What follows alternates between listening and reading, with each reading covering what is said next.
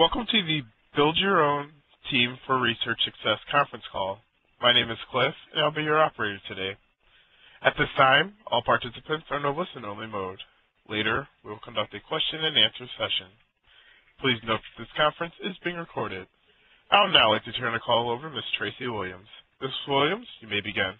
Thank you. Thanks, everyone, for attending this Build Your Team for Research Success presentation. Gloria Milley will present for us today, and we'll have a fun session. Gloria's been working with the CTN for over 10 years in the greater New York node, and so this will also be an interactive session. We'll give instructions on how to participate. That's everyone, even if you're attending as a group. And now I'll turn it over to Gloria Milley. Gloria? Thank you very much, Tracy. I just want to start by thanking Tracy and Carol Ann for doing a wonderful job supporting getting these slides together and getting the presentation going. So you ladies are great to work with. I consider you part of my team for my webinar success, so thank you very much. So we'll go into some goals here for this training. And for those who've been working in the CTN for quite a while, you know that your team, your research team, is essential to doing the best job you can in collecting data and making sure that we get the results that we need that are reliable and valid for our projects. And so we're doing this webinar today to really emphasize the importance of our teams and to look at some really essential aspects of team building and team development that every team should know moving forward. And we have some new protocols in the pike. We have some in the pipeline. We have some protocols that are just winding down and some that are continuing. So this information can really be applied anywhere you are in your team development and your research project. So we're going to do a few things today. We're going to look at the 5 stages of team development and how a leader of the team or a supervisor can really work within each stage. We're also going to talk a little bit about your team's strengths and the importance of knowing the strengths of every member of your team so you can leverage their strengths to really have the most successful team. We're also going to look at differences and similarities in managing local, remote, and virtual teams. As you know, in our research network, we have people on site within an office, but we have people also dispersed all over the country. So for that fact, it's even more important to be able to engage and motivate people no matter if they're sitting face-to-face with us or if they're 3,000 miles away, which is how I tend to work, how it seems like I've been working every day for the last number of years. And finally, we'll look at some technology tools, exercises, and games that will help you facilitate and strengthen your team. And some of them I'm sure many of us are already using, but some might be new to you and some fun ways of building your team as well.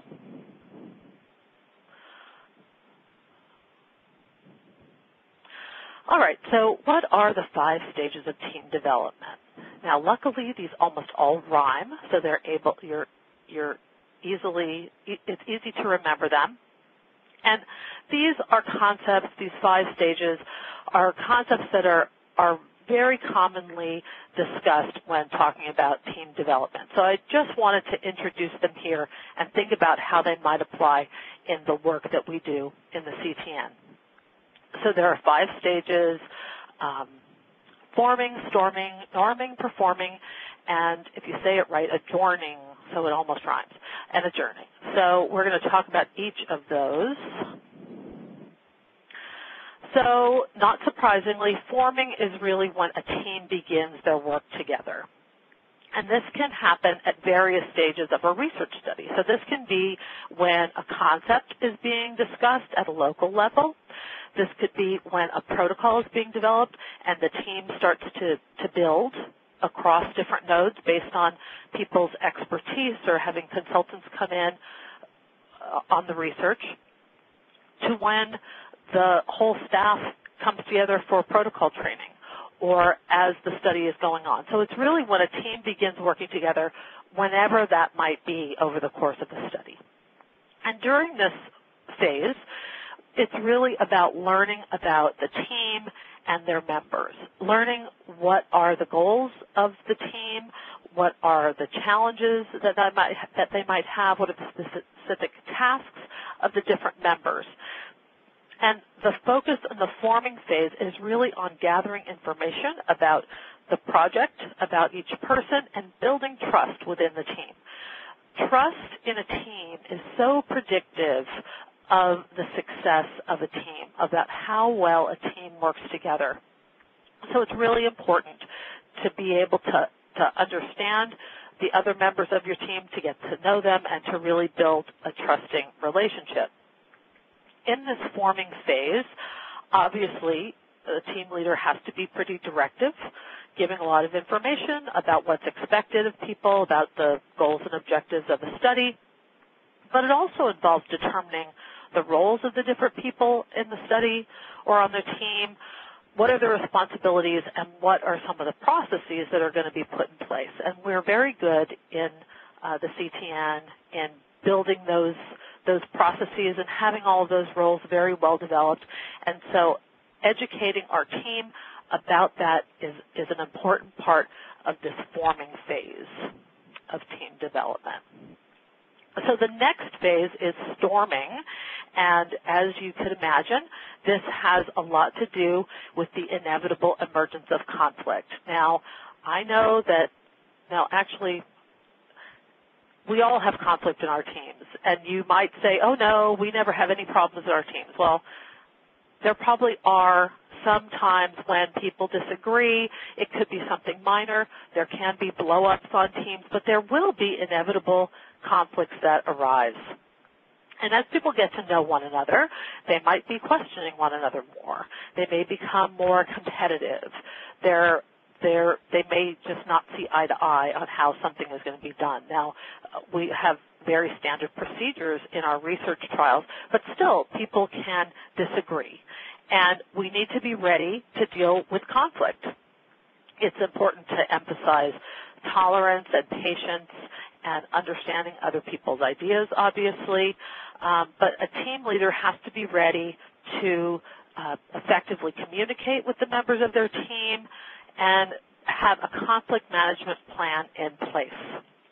So we have some examples of what should be included in a conflict management plan. So if you've done any studies or been involved in any, especially behavioral trials, where there's a group treatment, one of the first things we do in those group interventions is establish group rules. And you definitely want to establish some group rules within your team. So what if people have disagreements? What are the rules for that? There should be an organization for dealing with any kinds of conflicts that arise, and there should be documentation of that. So how do people communicate about conflicts? How do they resolve issues? How do they solve problems? And you might have a variety of different ways that that would happen. So either by consensus or majority, and it depends on the situation. Oftentimes, probably the PI or the lead investigator would need to have a final say in some kind of issue involving maybe data collection. You might have a team specifically that's going to be the problem-solving team, and that could be a core team from the lead node, people who worked on a concept development, or something internal that there would be a team that resolves problems, or you could use a combination of any of those strategies to deal with conflicts that arise. But the most important point is that you have some kind of plan in place and rules about how people talk to one another. This can also be covered in your employee handbooks at the different organizations that you work with. But this is something just to keep in mind, that this is something that does come up and that we need to be ready to deal with when it does. The inevitable storming of a team. So then the next phase is the norming. So now the team is really starting to work together better. They've set their mutual goals and plans. They're working cooperatively. Each member is taking more responsibility toward reaching the goals of the team. And at this point, the team leader really can start pulling back and take more of a coaching stance. Now, certainly they're still monitoring and teaching, but as a project manager or as a site coordinator, this is when your staff is really starting to do what they need to do with less input and less direction from you. This next phase, performing, is hopefully the longest phase of a team. The team is going to be at this performing stage, and certainly it could go through different phases and back and forth, but we want our teams to really be at this performing stage the majority of the time. And this is when people are getting the job done smoothly and effectively. They have kind of internalized their roles. They know what they have to do. They can work independently.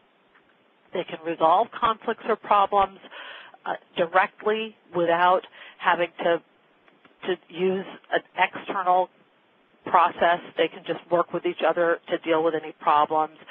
And here the team leader, again, is even in more of that coaching and monitoring role. And it's so important for team leaders to really celebrate the successes of a team. And one of the things that we deal with, especially in our research studies as multi-site studies, is having people, trying to convene people from different parts of the country together. And so by having the regular protocol calls, having regular research calls, you're able to, as a team leader, really celebrate the achievements of your team and provide any support when needed. But this performing phase is really what we're striving for, and we really want to spend make sure that our team is mostly in this phase throughout any study. And finally, and this one is very fresh in my mind right now because we just finished up CTN 44. So we went through this adjourning phase of the study, and obviously we have adjourned a lot of studies in the CTN, and it's really important to put some attention to this part of your team's transition. This is when your team disbands, and I think overall people do a really good job being attentive to each team member and what their next step will be. So sometimes within the research staff, people can move on to another project. Sometimes they could move off of CTN projects and into some other place, or sometimes we have to let people go to some other phase of their career. But it's so important for team leaders in this phase to really provide closure and a celebration of success. And what we did for CTN 44 was we had a closing phone call, and that was a web study. There were 10 sites all over the country, from Hawaii to New England. And what we did on the last call was had a little virtual award ceremony where we kind of gave praise to each site for some outstanding achievement that they had throughout the study. And sometimes it was first participant recruited, first IRB submission approved, most participants recruited. So we really recognized everybody's outstanding achievement in the study. One site got, most achieved despite adversity because they had a lot of things happen within their site. So it's important to give that closure at the end of the study, and for a team who has been engaged in a project together for 2.5 years to let it end in a way that feels good. Now, we definitely want to know what we could do better, but I think mostly we're always good at picking apart the problems. I think that's usually something that, we're problem solvers, we're researchers, we want to figure out how to tweak things. So we're always good at that, but I think we have to remember, and this is where people's motivation really comes into play, we have to remember to celebrate and debrief the successes too. So often we'll do a training, and at the end of the training, we'll write down the laundry list of things that we need to fix, that we need to do better. And it's always good, obviously, to fix problems and do better. But we don't always spend enough time saying, hey, that went really well, because most effective teams and projects really result from taking the successes and moving them forward. So it's important to remember that. And that's part of the job of adjourning and part of our ongoing work as we are working on a team and moving things forward in our research projects. So those are the 5 stages. And now just overall, so effective teams obviously have clear communication, and we'll talk a little bit more about how we can structure good communication within larger teams. Brainstorming is always good. The more that you can have each member of the team have that vested interest, have their voices be heard, those are ways to really get people more engaged and involved in a project. If you're doing some problem solving, you definitely want all the people who are stakeholders in the issue to come to the table. Now, sometimes that's too many, and so you have to have smaller teams who are going to work on things like problem solving.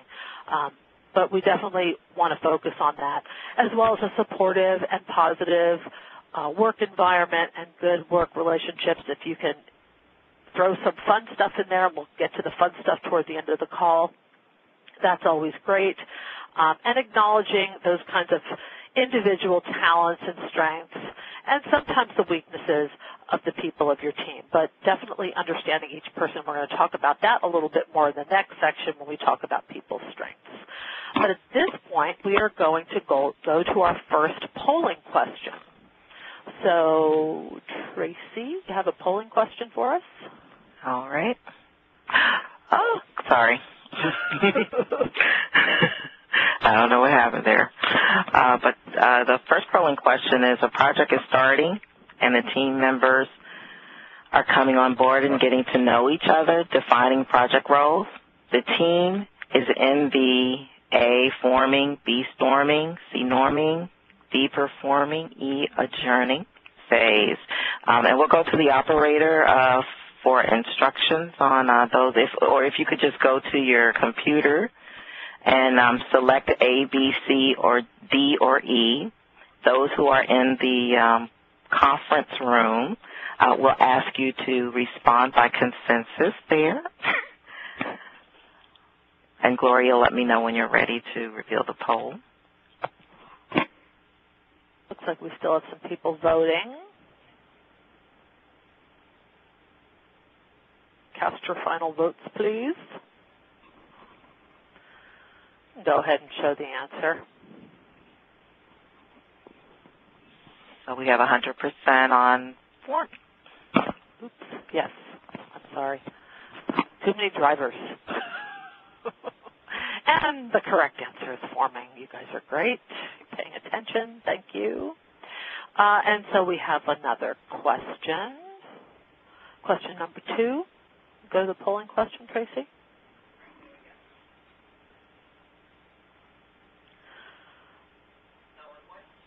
So in what phase of team development does the team leader become less involved in the day-to-day operations of the team?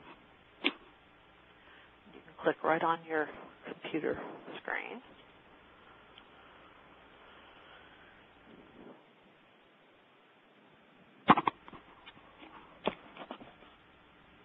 They're still answering here. Oh, we've got a number of answers here. I think we're good now. Yeah. Cast your final vote. Let's show the responses. All right, so we've got 60, about 60% saying it's in the norming phase, and 40, so we're creeping up on the performing phase. And you're right in both cases that in both the norming and performing phase, the team leader does become less involved. But that starts happening.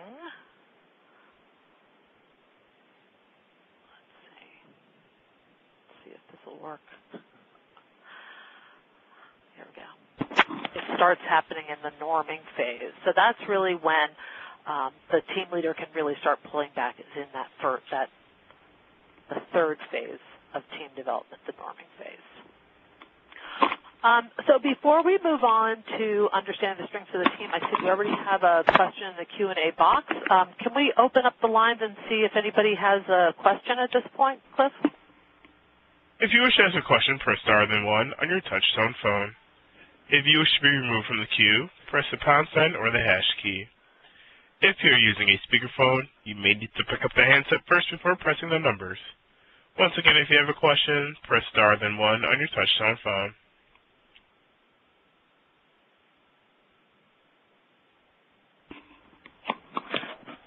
We do have a question from Jessica Dreyfus. You may go ahead. Hi, Jessica. Hi. My question is, if you have a team that, like we have a team of research assistants that is kind of always employed here, and they're working on whatever studies we have going on, and so there's not a time when all of the team members join the team together. It's usually one person is added, one person leaves on more of a rolling basis. What would you say are the differences for that kind of a team setup? So do those people ever kind of come together? I'm sorry, what do you mean? Do those people ever, so they never really work together? No, they do work together. They work as, together as research assistants on the various protocols that we have going on. But, one person, for example, we had one research assistant join us in this past summer when another one left. We had another one join a few months before that. I see. Had one leave, 6 months before that. We had 2 people join, several months before that, and one person leave. So it's more of a rolling membership kind of thing. So they're all working on the studies together, but they're not all forming at one time. Right. So what could happen is that when a new member comes into the team, there's kind of a mini forming stage, because that person, you want to give that person the same opportunity to know the rest of the people on the team, to let themselves be known to however that's comfortable to the other members of the team. So you might want to do some kind of group exercise of introducing people and getting to know them when new people come on the team. And so when a new person enters a team, the group dynamics can change. You might see an increase in storming or a decrease in storming depending upon that person's personality and what they bring to the team. But every time a group dynamic changes like that, you want to think about your team kind of having a mini start from scratch from there. So I would want to welcome that person into the team and get them up to speed the same way you would if a whole team was starting at once. And that's more so how things work really in the corporate world too. People are working in a company and new people come in and some people leave, and there has to be some way to get people settled and included into the team. Does that make sense? Yep, thank you. Great, you're welcome. Great question.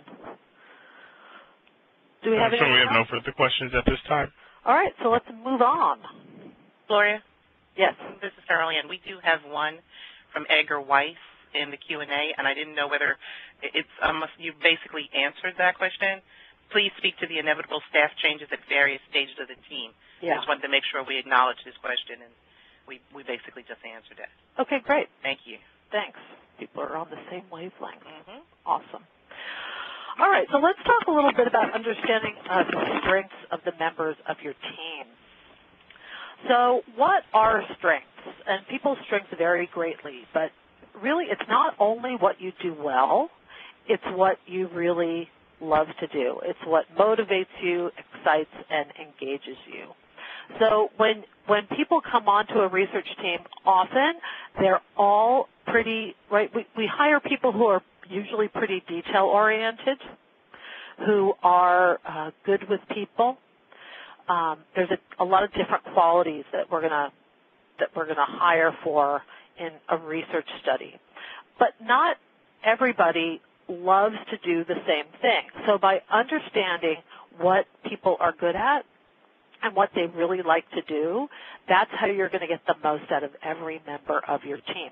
And think about yourself. I mean, I think about what I'm good at, and I'm okay. You know, I'm pretty good at data stuff. I'm pretty good at it, and I've done quite a bit of it. I was a research assistant for many years while I was in graduate school, and so I had to do a lot of that detail-oriented stuff, and I'm pretty good at it. Does it energize, excite, or engage me? Not really. My strengths are really with people. I'm a people person. That's why I went into psychology. I also have some skills in thinking like a researcher, but I've ended up in my career more in the training end of things because that's where my skills and talents and my motivation all come together to hit this really nice sweet spot. So I'm working to my strengths, which is awesome for me, and I wish that for all of you too. So that's something to think about when you're hiring people and thinking about your team. What are their strengths and how are they going to use them? So here's the next polling question. So let's go to the next polling question. At work, I have the opportunity to do what I do best every day.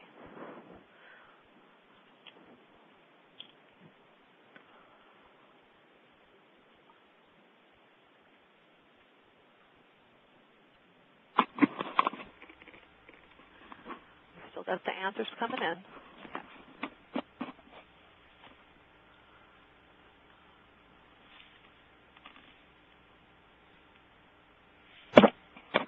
Vacillating going on as well. Well, that's usually the case. Yeah. All right, why don't we reveal the poll because that's close to our total number. So you can see that the majority of you agree that you have the opportunity to do what you do best every day. Some of you disagree, and a number of you strongly agree. And that's great. So we have mostly people are agreeing with the statement that you have the opportunity to do what you do best every day. And that's okay. So here I go back to the transition here.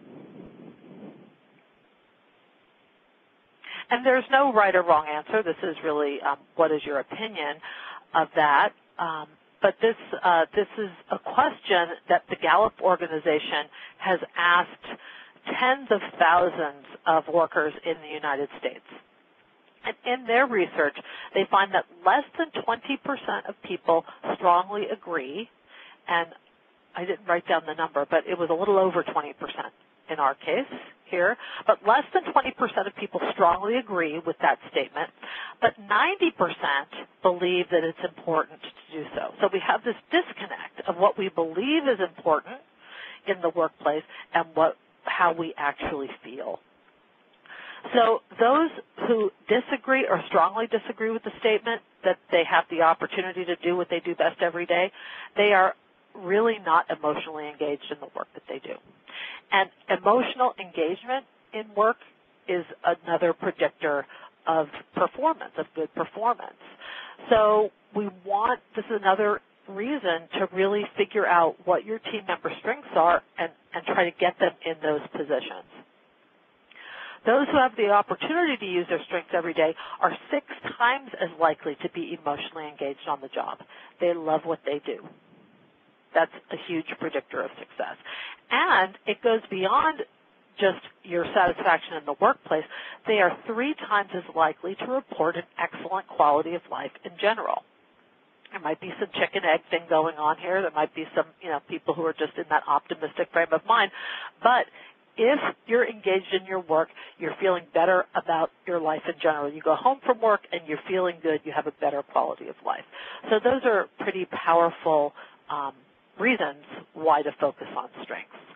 And again, people who use their strengths in the workplace are more engaged. They have this better quality of life. the companies they work for are more profitable than companies where people do not have that opportunity to work on their strengths.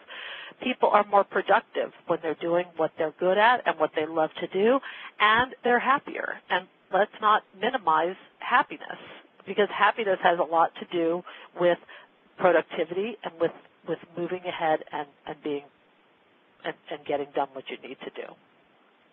So all good things about strengths. Here's some data from another Gallup poll. This is all based on United States employees, and they looked at the differences in engagement based on the manager's style. So either the manager focused on the employee's strengths, that's the green bar, the manager focused on the weaknesses, that's the green bar, and then the manager just ignores the employee. That's the management theory of benign neglect, which is usually not so effective. So if you look there, you can see that when the manager focused on the employee's strengths, those are the most engaged employees. Now, there's something to be said about focusing on weaknesses, because those people are scared and they're kind of engaged too, but the people you can see who are most engaged are those whose managers are focused on their strengths. And you can see that ignoring people is just a not very effective way to lead. And we're not really talking today as much about leadership as we are about team building. They definitely go hand in hand. We could do another webinar on leadership sometime, but now we're just talking more about building your team. And so as an example of some of the kinds of roles that people will have on a team and some of the strengths that you can find within a dynamic team and organization, these are some of the examples. And these are strengths that come right out of some of the assessments, the Strengths Finder, which is an assessment by the Gallup organization. There's also a values assessment from Martin Seligman at Penn. But these are some of the ways that people can be involved in the team. Are they linkers? Do they coordinate and integrate things in the team? Are they more of an advisor? Do they encourage a search for more information? Are they more of an organizer and detail-oriented? So these are all the different roles, and this is a way for you to start thinking about the members of your team, the way you like to be on a team, and how to start thinking about integrating people based on their strengths on your research team. So any questions? Let's open it up again for questions about strengths and team building. As a reminder, if you wish to ask a question, press star then 1 on your touch-tone phone.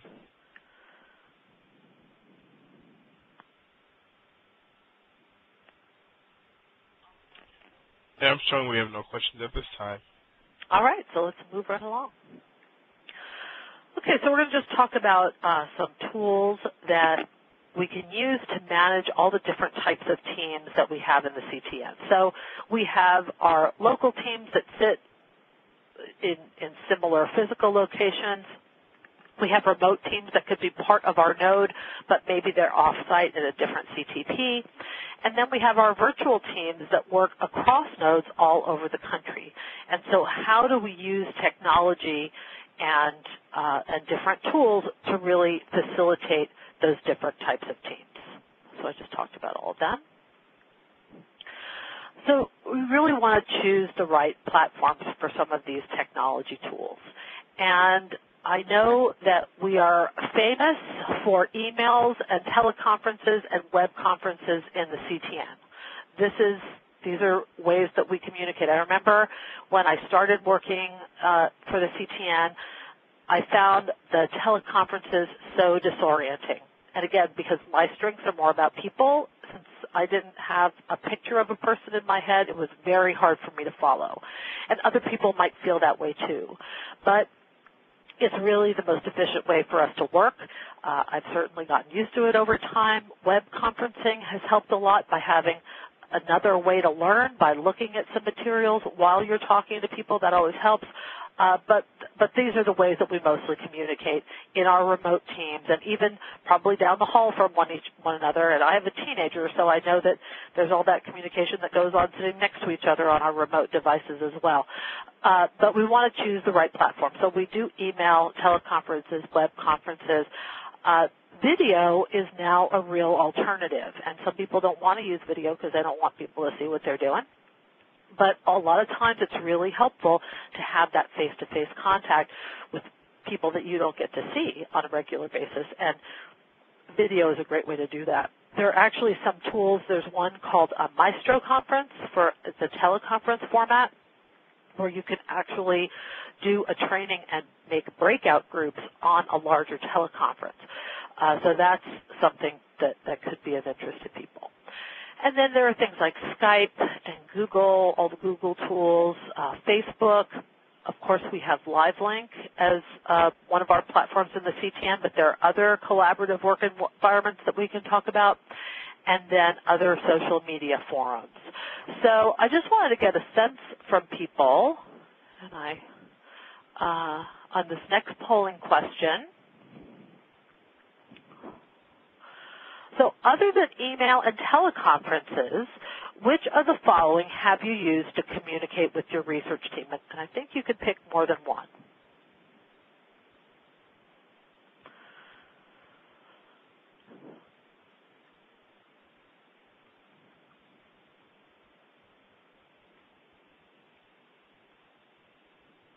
Maybe they can't pick. Okay, so can you not pick more than one? Yeah, I think it's not allowing them to. Okay, so pick the one that you think is most interesting. How's that? How's that for something subjective? Right.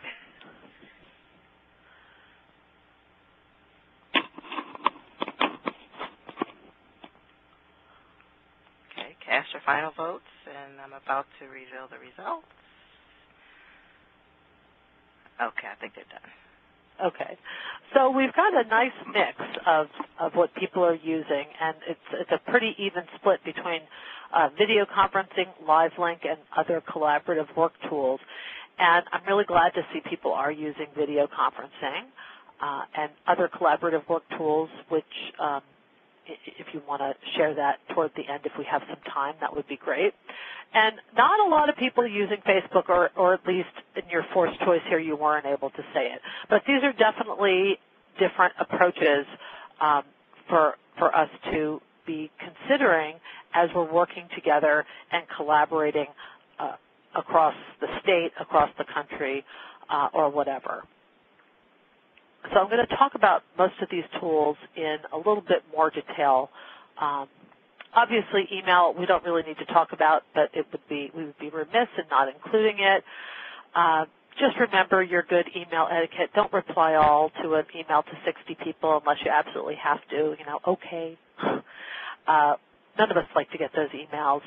Also, be careful of your tone. Again, a lot of times our emails go to 60 people. So we want to be succinct, but watch the tone of our emails.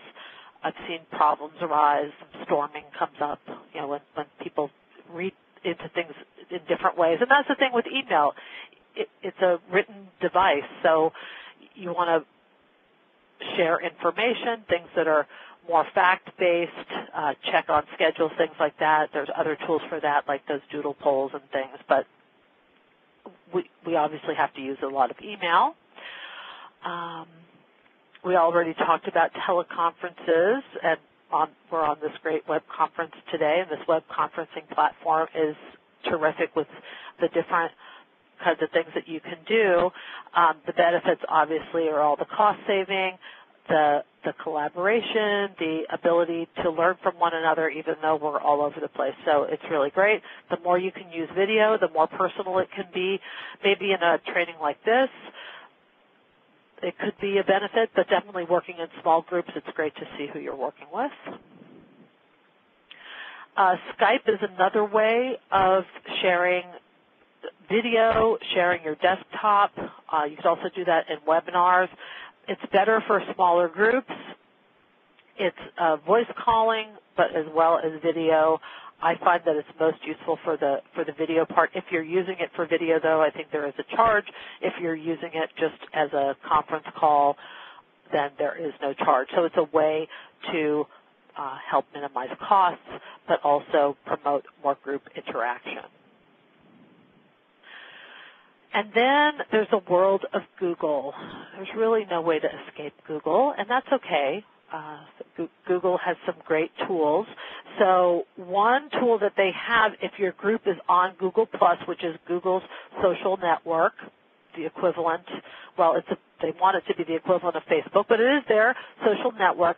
They do provide free group video conferencing. You create this, what's called a Hangout. You have some privacy controls, and you can do video conferencing for your team. So it's a great resource to think about for something that can be done for free. Now, obviously, everybody has to be on Google+ and create those groups, but it is a resource. And then in terms of collaborative work tools, Google really is the king of those kinds of free, open source tools to share. So Google Docs is a way to share documents. The Google Calendars, we use those in the Greater New York Node for different projects and protocols, so we know what everybody's doing. There's Google Talk and Google Voice, so you can leave voicemails from text. There's just a host, and Gmail, of course. So there are a lot of ways that you can use Google products to bring your team together and to share resources. And that brings us in, transitions us into social media. Now, as you all know, social media is here to stay. We do not at this point have a lot of guidance, federal regulations around using social media, but there are social media guidelines that are being put forth by most universities and hospital centers. So if you don't have that information, you should look for it at your site. Columbia came out with one earlier this year, and I know that more and more as social media is becoming more the norm of how people are interacting, universities and hospitals and organizations are having to come out with some guidance on how to use it.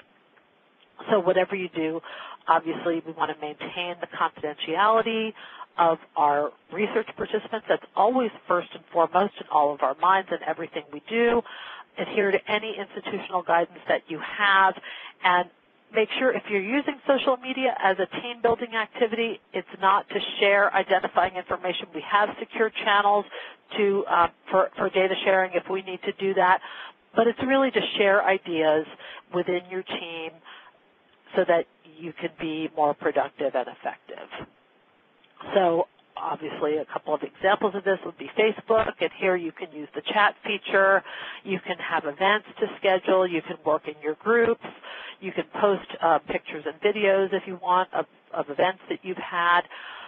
There's also LinkedIn, and LinkedIn is probably more of a tool to use in the adjourning phase of your studies potentially, and to maintain professional connections with the people that you meet throughout the country. So it's a very nice tool. As a team builder, there might be some ways to use it. You can definitely look at the discussion topics and the groups that are industry specific to get kind of the latest breaking news out of there. But LinkedIn is really more of a way to stay professionally connected with the people that you might have on your team.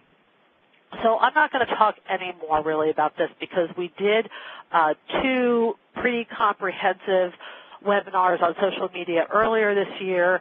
We've included in your slide set the links to check those out if you're interested and want more information about utilizing social media and integrating it into your team activities. So moving on to some more collaborative work tools. LiveLink is a collaborative work tool. It is a place to share and store common documents, and it's worked quite well. I think most studies are using it, and so it's definitely a tool that we have and use in the CTN, as we saw in that last poll. But there are also things like wiki pages, as I mentioned before, Google Docs, and this this program called Evernote. And if you have used Evernote, you know what it is, and you're probably jumping up and down saying, I love Evernote, because most people really love it. It's an app that I'm sure it's for Android too, but it goes on your smartphone, on any tablet you might have, and on your PC. And so you can save a website, a video, a picture, a document, whatever, in Evernote and organize it in different ways. And then that is shareable, and that's shareable to other people on your team, but it also automatically syncs whatever information you enter onto one device onto all of the other devices that are associated with that account. So it's really convenient if you're in a meeting and you can take notes on your smartphone, and then when you go back to your laptop, your notes are there, and there's no plugging in and syncing and things like that. It's just a great tool for your own organization to keep everything on all the devices that you might need it on, but also there are ways to share within your team. So, and Evernote also does this thing, and again, nobody's paying me from Evernote, by the way. There's my disclaimer. If you can take a picture of something you've handwritten, and if you're paying the however much a year for the premium version, which is actually very inexpensive, it becomes a searchable document. So you can take a picture of handwritten notes, and Evernote has some kind of writing recognition software that then you can search for whatever your word is, and it would find it in your handwritten notes. So some pretty cool technology that can really help our own organization, but also collaboration with other people on our teams. You can tell it's something I'm excited about. All right, so any questions about collaborative tools or technology or things that you're using that I didn't mention that are really great resources that you would want to share today with this group?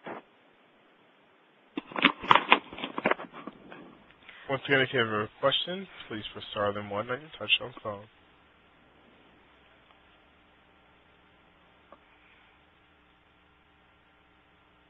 Yeah, I'm sure we have no questions. Nobody wanted to share about their excitement about Evernote? Okay, maybe at the end. If you have a great Evernote story, I'd love to hear it. All right, and so now to kind of finish up our webinar today, we're going to talk about some tools and exercises you can use for team building. So there are different kinds of team building exercises that you can do in groups, and these can be fun and functional activities that really bring a team together and foster its growth. So the questions before, the question that Jessica had about the rolling group dynamic changes, I would say that every time a new person comes into your group, I would want to do some kind of team building exercise, some kind of getting to know you exercise. And there's a ton of resources out there. We've given you some at the end of the slideshow. But they can really be great ways for people to connect to one another depending upon what the needs are of the team or the group. So they can be discussions about topics or issues. They could be specific games. They could be projects, collaborative projects that people do, or different challenges. And they go from simple to complex, so some kind of word game like say your name and an adjective that starts with the first letter of your name, and that says something about you. So I'm Gloria, I'm gregarious Gloria. And so that says something about me. In a new group, it might help somebody remember my name. And it's a way to kind of break the ice and get to know each other a little bit better. That's a very simple game. There are very complex games, and we'll talk a little bit about that in a minute. And really, you want to pick the kinds of activities that really match what phase of development your team is in or what the needs of a team are. So if you feel like your team is not meshing, they're not working well together, you might want to bring in a kind of an activity that's going to make people collaborate more. So if you're in the earlier phases of team development, like the forming phase in particular, and maybe even the storming phase, you want games that foster trust and cohesion and the sharing of information. So like that name game that I said, and there's a million different name games. People revealing things about themselves, about their hobbies. Frankie Kropp once did one, what cartoon character are you most like and why, at a training meeting a number of years ago, and that was a fun one. People's interests, you can have people move around based on their interests or their experiences. It's always great to have people moving around, especially if you're sitting for a while in a team meeting. So those are some ways that you can do that. And then I really like the idea of a bingo game and to have a card that has different adjectives on it or different experiences people have, and then people can go around and ask people if they've had that experience. They get to know each other a little bit. They get to know people's names, and then they're also playing a game. So I do a lot of this kind of team building and ice-breaking activities with different organizations, and I often do this strengths bingo game where I put strengths in the boxes, and then people go around and ask, what's your strength, and then they write the name in the box. And so that's kind of fun. So think about that. Now, more in the middle phases of your team development, you might use a game or an activity that focuses more on collaboration, on problem solving. So give people straws and Post-its and tell them to build a tower.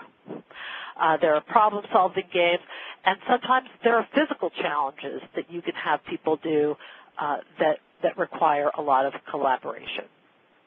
So those can be fun. And then high-performing teams,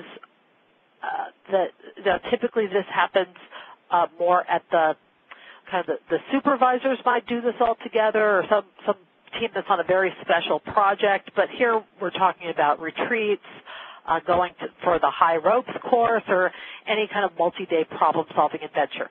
Now, truthfully, probably we're not going to use these very often in CTN because they tend to be quite pricey and they take quite a bit of time, but I definitely wanted to let you know that there is this range of kinds of activities you can do to build your team.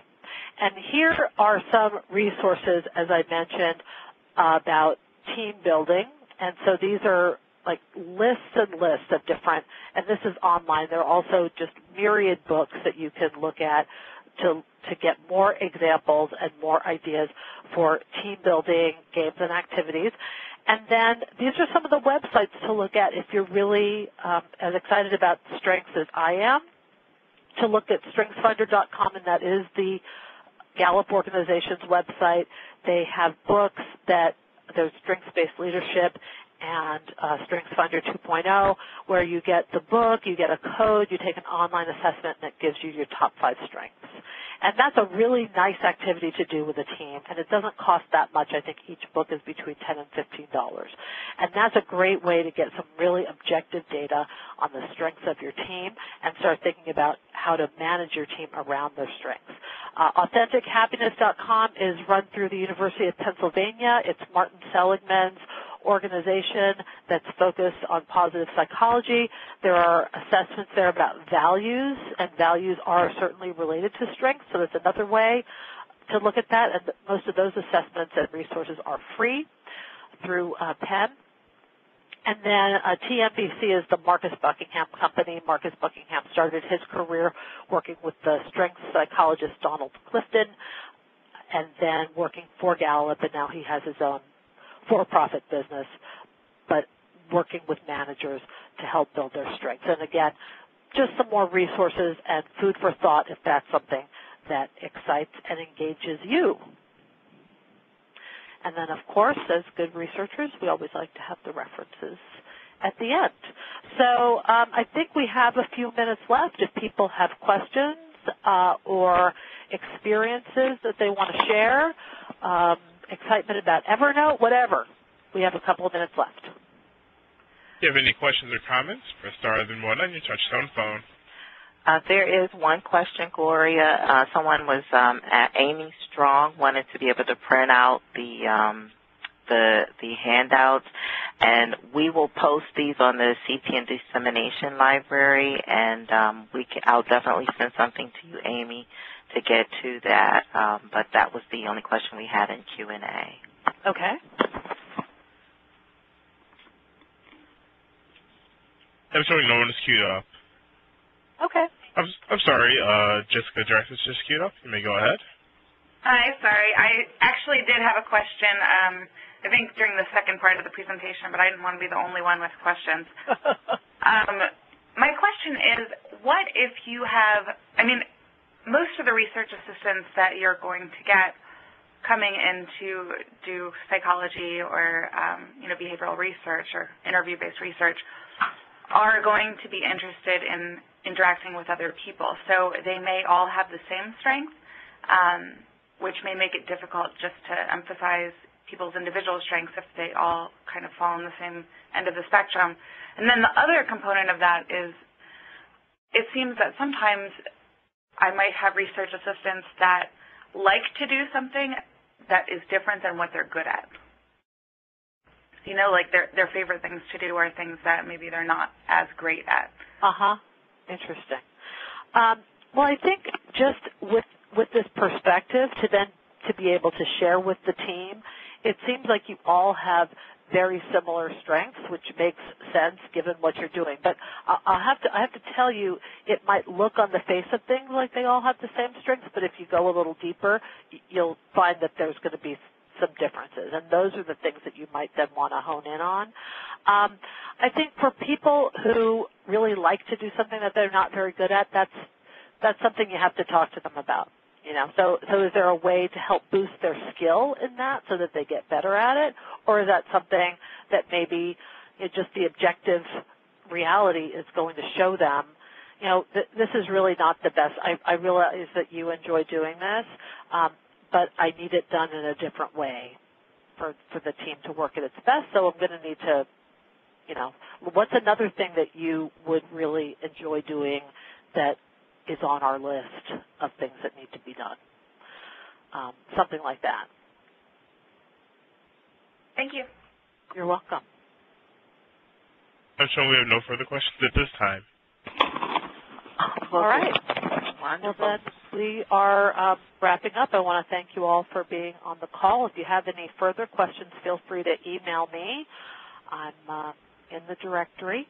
You can certainly contact me with ideas for team building for your group if you need it.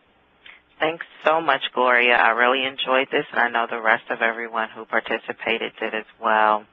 I'd like to also encourage everyone to complete the survey that will be issued to participants following this webinar, as we will collect that information and it will better inform us about future webinars, and also provide any additional information about your interests and needs so that we can also respond to those from the CTN. Thanks, everyone, for participating. Our next conference webinar will be October 24th, Managing Safety in Crisis Situations. Thanks so much, Gloria. Thank you, ladies and gentlemen. This concludes today's conference. Thank you for participating. You may all disconnect.